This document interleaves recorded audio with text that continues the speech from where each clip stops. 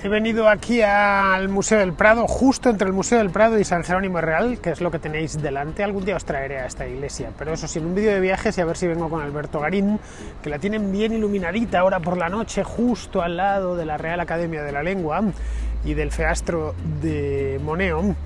Pero yo no estoy ahí, yo estoy justo en el otro lado para que me ilumine la fachada de San Jerónimo en Real. Y os he traído hasta aquí, bueno, me he venido a tomar el fresco porque hace calor en Madrid, estamos en verano y es normal que haga calor y es común salir de paseo, por lo menos para mí, bastante habitual por la noche, no durante el día, que es demasiado cálido. Esta mañana sí tuve que salir porque tuve que ir a una entrevista a la cadena COPE y ya aproveché y os dejé un short en el canal, en los dos canales de YouTube, en el de TikTok y en el de Instagram. Ya sabéis, el de TikTok todavía no he empezado con los bailes, pero espero en breve empezar a hacerlo.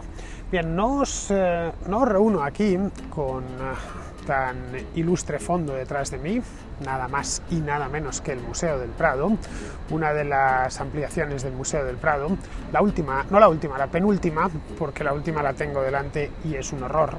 Está, como os contaba en aquella contrahistoria que hice sobre el Museo del Prado hace pues un par de años, de esto ya, en 2019, cuando se cumplía el segundo centenario del museo, que fue justo hace 2 años, pues os contaba que se fue ampliando hacia atrás el museo, tenía sobre el edificio original de Villanueva, y de las últimas partes, ya a finales del siglo XIX, es la que queda justo detrás de mí.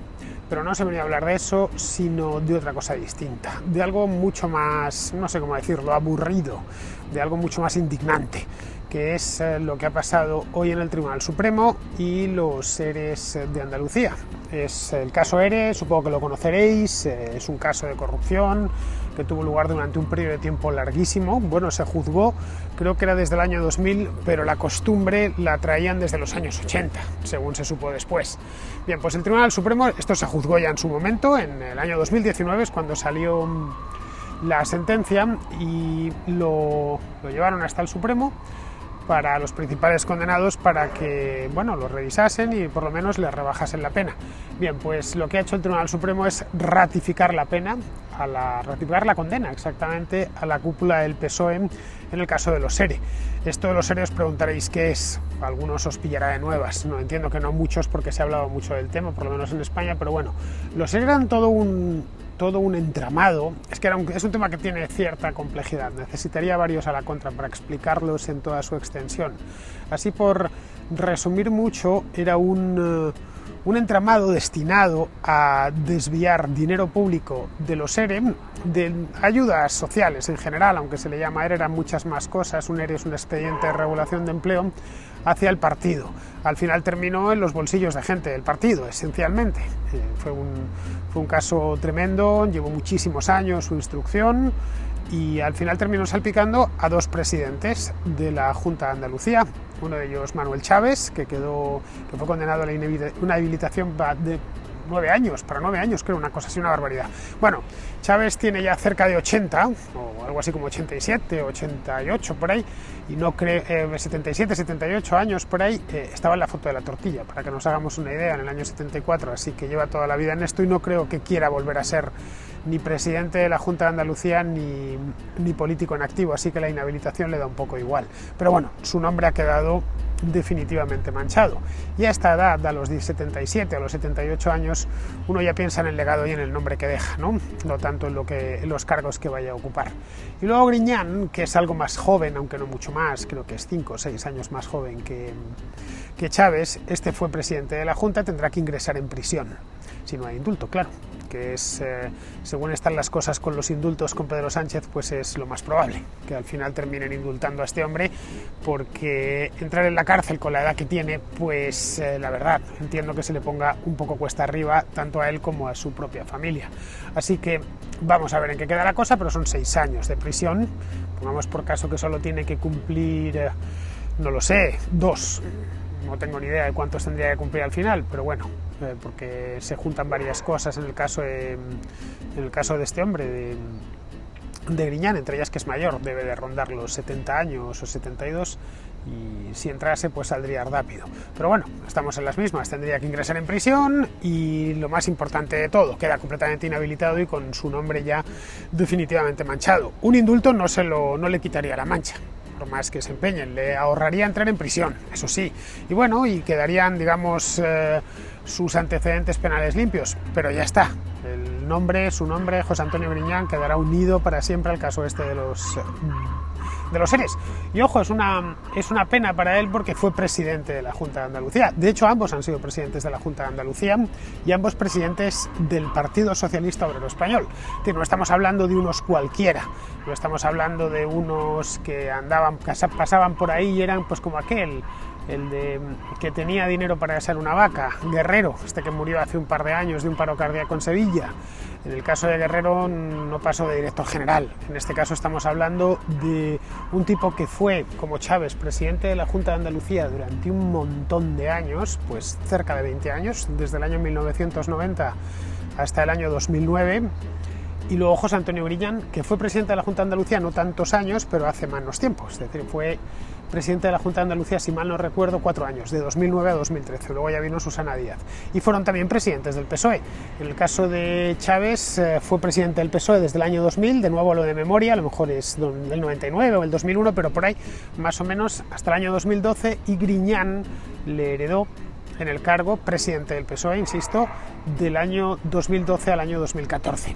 Bien, esta sentencia es, bueno, aparte de algo que muchos ya esperaban y daban por hecho, eran tales los cargos que se cernían y las pruebas que se habían aportado al respecto, que muchos daban por hecho, por seguro, no por hecho, que iba a ser ratificada por el Tribunal Supremo, y ojo, ha ido pillado, ha sido justo, pero el hecho de que se ratificase se daba más o menos por seguro. Hasta hasta hoy mismo, vamos, cuando ya lo han anunciado. Es más, esta sentencia debió haber salido hace un mes, coincidiendo con las elecciones de Andalucía, pero no salió porque temían, que con razón además, que esto afectase al curso de las elecciones. Vamos, si esto sale, pongamos por caso el día, no lo sé, el 15 de junio, pues no sé qué hubiera pasado, pero probablemente terminan haciendo desaparecer al PSOE. Ya quedó bastante maltrecho, pues imaginemos cómo hubiera quedado en el caso de haberse sabido esta sentencia. Y la sentencia, como os decía, es todo un misil. Es un misil en la línea de flotación del argumentario, no del gobierno, pero sí del argumentario del gobierno, del PSOE en general.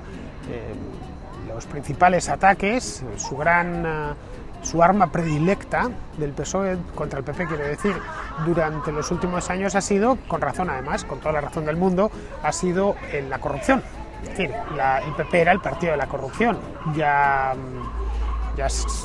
sabemos bien los casos porque se han repetido una y otra vez, que si Púnica, que si Gürtel, que si Rodrigo Rato, que si lo de Bankia, en fin, a pesar de que en la cuestión esta de las tarjetas de Bankia había de todos los partidos, pero bueno, a fin de cuentas el banco aquel lo chuleaba gente del PP como Blesa, que se suicidó, por cierto, por estas fechas hace ya 5 años, en el año 2017. Bien, pues el sistema este de los ERE fue francamente grave, a pesar de que no se ha hablado mucho de él en los últimos 2 años. Bueno, la verdad es que ya estaba sentenciado y tampoco cambiaba mucho la cosa, ¿no? Estábamos todos en espera de que a ver qué pasaba con el Supremo, ¿no? El sistema de los ERE, un sistema fraudulento, dilapidó una montaña de dinero público. No podemos imaginarnos cuánto. Bueno, supera de hecho toda la corrupción del PP. Si hiciéramos la corrupción, bueno, de hecho hay por ahí, podéis encontrar en redes sociales y demás, ¿no? Un gráfico en el que se ven todas las, por cantidad, todos los casos de corrupción por partido, ¿no? Bien, pues en el caso de los ERE multiplica, no sé por qué dígito, pero multiplica toda la corrupción conocida del PP. Digo la conocida porque a lo mejor hay desconocida y no sabemos de ella y por lo tanto no podemos cuantificarla, pero de la conocida. Estamos hablando de casi 700 millones de euros, algunos hablan incluso de más, de que está por encima de los 1.000 millones, lo que lo convierte en el mayor caso de corrupción por cantidad de toda la historia de España. Nunca ha habido uno como el caso de los ERE. Esto que muchos lo utilizan como ataque, pues la verdad, muchos evidentemente dentro del PP y de partidos de la oposición, pues que sepáis que sí, que todos nos hemos corrompido, pero lo vuestro fue más corrupción que nadie, por lo menos desde el punto de vista de la cantidad, ¿no? La sentencia de Gürtel, recordemos que esto tuvo consecuencias políticas, desencadenó la la moción de censura del año 2018. Salió la sentencia de Gürtel y automáticamente, bueno, empezaron todos a mover los bracitos, ¿no? De indignación, como si nos hubiésemos enterado de Gürtel en aquel momento. Y aquello motivó que hubiese una moción de censura en el Congreso de los Diputados, que trajo de cabeza al poder a Pedro Sánchez, que sigue en él, aunque ya no por la moción de censura, sino por sendas elecciones que celebró el año siguiente, en 2019, que ganó por poco, la última con solo 120 escaños, pero bueno, su gobierno actual no viene de la moción de censura, pero sí él llegó al poder a través de una moción de censura que a su vez había motivado la sentencia final de un caso de corrupción relacionado con el Partido Popular, el de la trama Gürtel, que nos había dado que hablar muchísimo, cantidades industriales de tiempo durante los 10 años precedentes. Muchos se preguntan si pasará lo mismo ahora, si, qué sé yo, el Partido Popular decidirá poner una moción de censura contra el PSOE. Bueno, por poder hacerlo, puede hacerlo, no lo va a hacer, pero vamos, que si lo hiciese, pues quedaría como está, ¿no? Porque no tiene mayoría ni juntando a Vox, bueno, sí, podría tener una mayoría si junta a los socios del gobierno, pero difícilmente los socios del gobierno se van a ir con el PP pudiendo estar con el PSOE, que está muy a gusto. Partidos como Podemos, como Bildu, etcétera, pues no se van a ver en una igual en mucho tiempo, no, en toda su vida, toda la historia que tengan esos partidos no se van a ver en una igual que en la que están ahora. Así que no va a haber moción de censura y el PP, por supuesto, no la va a intentar. Pero vamos, a partir de ahora ya no se lo podrán echar en cara, cosa que hacían antes de manera continua, ¿no? Era el rollo de sí, lo que queráis, pero vosotros sois el partido del PP. Es decir, no se lo podrán echar en cara, y no solo el PP, que no está precisamente para dar lecciones en este aspecto, no está para dar lecciones en muchos aspectos, pero claro, en el de la corrupción menos que en ninguno, porque ha encadenado los casos de corrupción en distintos lugares, empezando por el que yo estoy, por Madrid, pero también en Valencia y en otros sitios de España. Así que el PP no creo que remueva mucho esto, por la cuenta que le trae, más que nada porque entrarían en el consabido y tú más, es decir, sí, yo soy corrupto, pero vosotros lo sois más. Así que no creo que la cosa que vayan por ahí. Espero, oye, que a lo mejor se agarran al tema este de los ERE y entonces todo lo que les van a dar es un zasca tras otro. Pero los que sí deberían al menos decir algo, no sé, podrían recriminárselo en privado, evidentemente, son los de Podemos. Los de Podemos se han erigido desde el principio como el partido anticorrupción por antonomasia, ¿no? Es lo que queráis, podemos estar equivocados, podemos ser, qué sé yo, bolivarianos, podemos ser un poquito radicales, un muchito, pero a cambio somos gente limpia, no tenemos nada que se nos pueda echar en cara en este aspecto.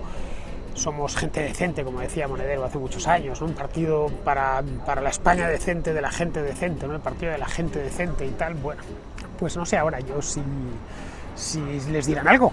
No sé, estar sentados en el mismo Consejo de Ministros que un partido como el PSOE, que va a tener en la cárcel a un expresidente del partido, ojo, un expresidente del partido no del año 1972, un expresidente del partido del año 2013. Es decir, de ayer por la tarde, vamos, de hace 10 años, menos de 10 años. Así que no sé con qué cara lo mirarán.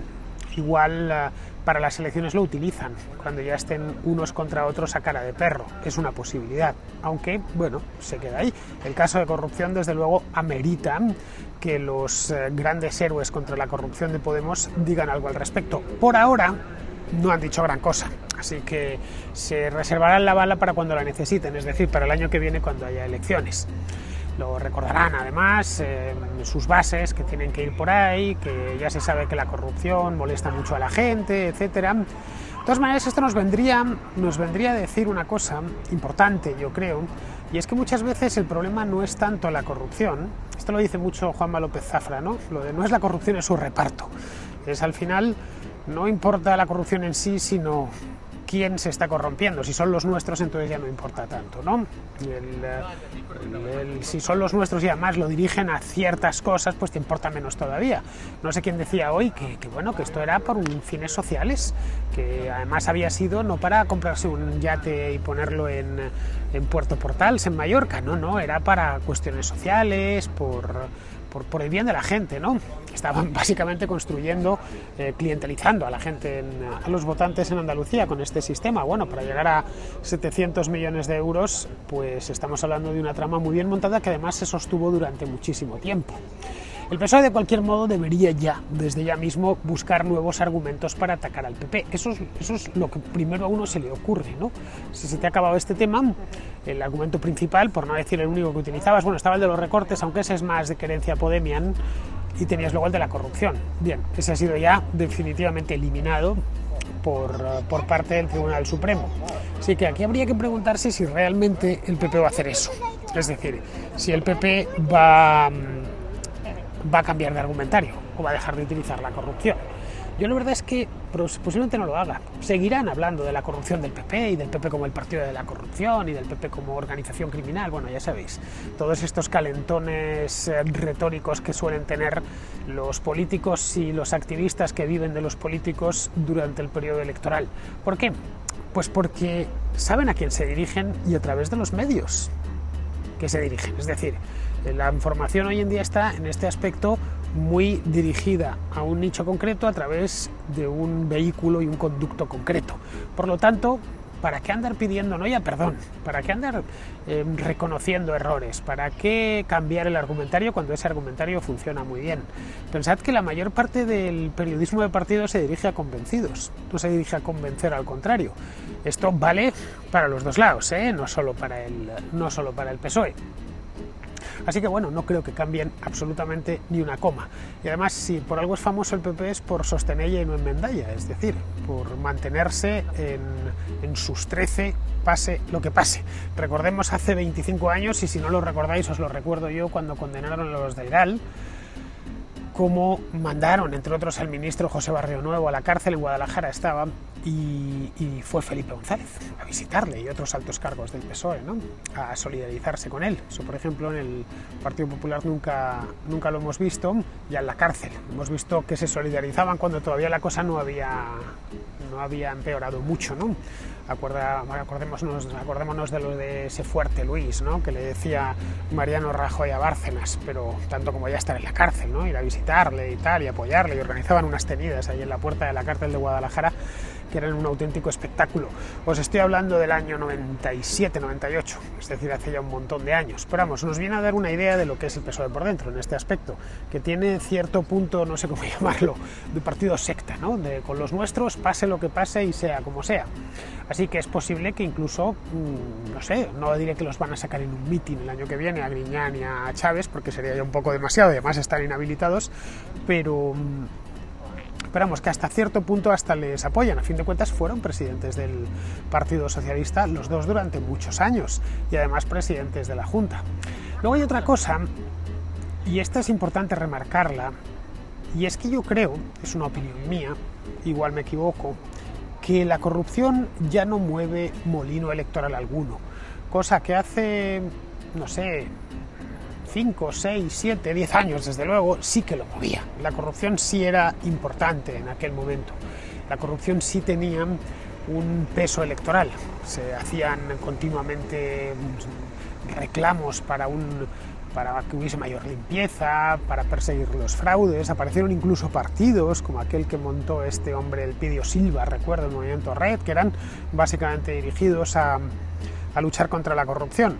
Bien, hoy ya creo que no está todo tan ideologizado que al final es los nuestros contra los suyos y los suyos contra los nuestros, que da igual, que si está aquí todos están corruptos. Y la verdad es que en cierta medida, claro, todos en mayor o menor medida, todos, sin excepción, están salpicados por casos mayores o menores de corrupción.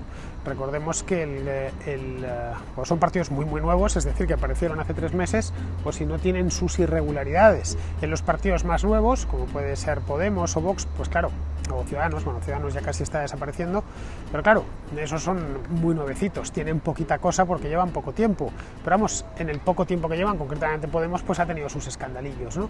El Vox lleva menos tiempo todavía y todavía no ha empezado, creo que ha habido alguna cosilla por ahí, ¿no?, pero cuestiones menores, atadas a individuos. Evidentemente, si se pasan 30 años en el poder, pues nos encontraríamos con algo parecido, porque el poder corrompe. No hay más, no hay que darle más vueltas. Por eso uno debe desconfiar del poderoso, jamás nunca entregarse a él, ¿no? Así que no creo que quiera nadie, ninguno, mover, salvo los más nuevos, tipo Vox, que evidentemente están todavía limpios de polvo y paja porque llevan poco en el convento. Pues el resto no creo que quieran mover mucho este tema de la corrupción. Por lo que digo, no mueve el molino, no mueve las aspas del molino que movían hace 10 años, que había cierta indignación general por los casos de corrupción, que hubo muchísimos durante los años de la burbuja, porque la corrupción es proporcional a la cantidad de poder que tiene el político. Cuanto más poder tiene, más corrupción hay, y más poder y menos control, obviamente, y a la cantidad de dinero que hay circulando. Y estoy convencido de que en países como, no lo sé, la República Centroafricana hay mucha corrupción, pero la cuantía de esa corrupción es pequeña, porque la República Centroafricana es un país pobre. En cambio, en Francia hay seguramente menos casos de corrupción, pero de una cuantía mucho mayor, teniendo en cuenta más en Francia son tremendos los casos de corrupción, mueven cantidades mareantes de dinero. Entonces se dio cita en aquellos años, como en la otra gran ola de corrupción a principios de los 90, se dio cita ambos elementos. Por un lado, se venía de épocas muy buenas en las que había épocas expansivas de la economía, en las que había habido mucho dinero y por lo tanto dinero para robar, y poder suficiente y falta de escrúpulos, evidentemente, falta de controles.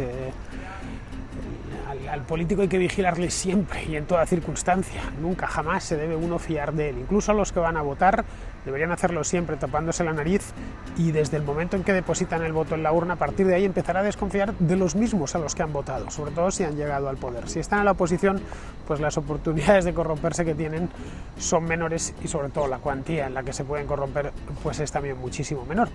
Pero bueno, que en definitiva, que me da la impresión que nadie va a querer remover toda esa mierda, que es mucha ya a estas alturas, y si la mueven y ponen el ventilador, pues al final les va a terminar llenando a ellos la cara de mierda. Bastante tienen los pies, a algunos les llega ya hasta las rodillas, como para encima tener la cara manchada.